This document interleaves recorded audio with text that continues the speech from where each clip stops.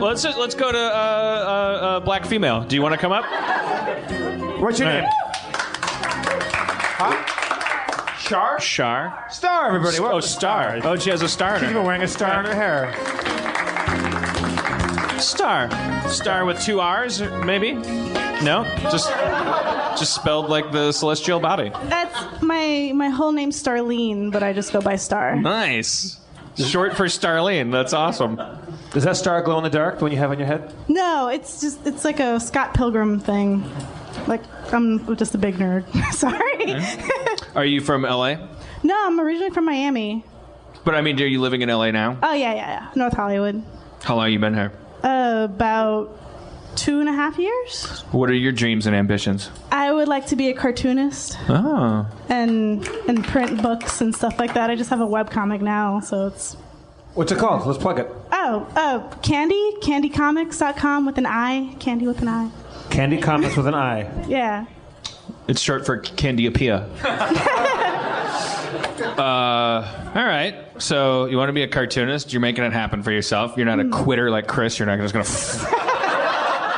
fling yourself off to just go ice fishing. Go get high with a shaman. That's pretty awesome, though. Like, no, he's more activated than us. Far more noble to go teach people. You're like me. You're gonna stay here and you proclaim to God that you would rather die of starvation while you do what you do, and then 15 years from now, pretty you'll much, finally yeah. get to do it. Well, God help you, Star. Yeah. How old are you, Star? 29. 29. You look so young. You look like 22. I moisturize a lot. Just naturally, you don't buy products. You're like. Well, she secretes lotion. Well, you don't want to look ashy. You have to. Like, you get ashy? Yeah. Oh, yeah. Yeah. I remember that. I know about that culture. I know what ashy means. I went to predominantly black grade schools and middle schools, Jeff.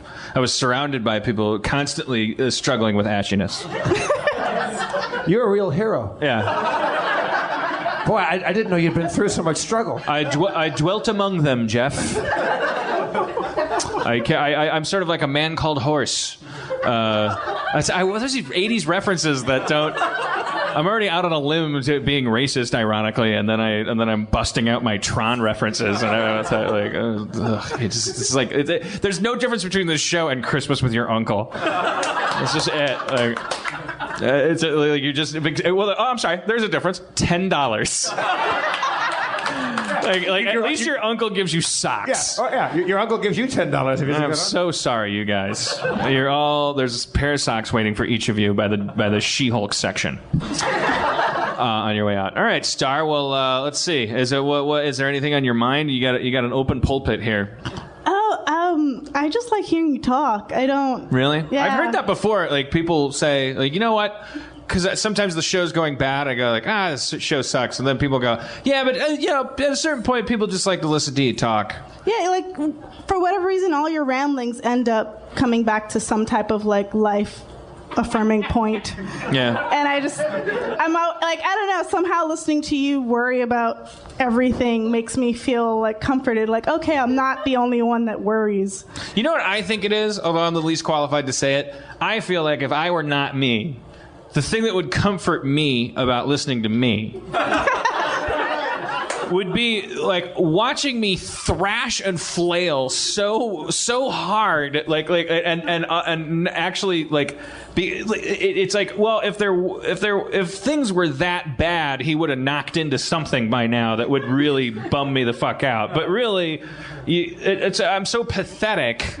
I just kind of like it's like if you take acid, like I don't know if you're like Chris, if you like a big drug head, but like.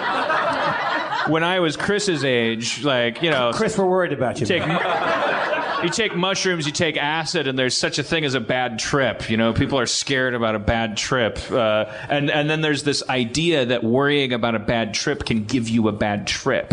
So what happens is this fence goes up where you go like, no, I don't want to talk about it. It's very similar to any kind of like anything. Like it just always, that's the human mind at work. We build these fences up because it's often very healthy of us to sequester ourselves and limit ourselves.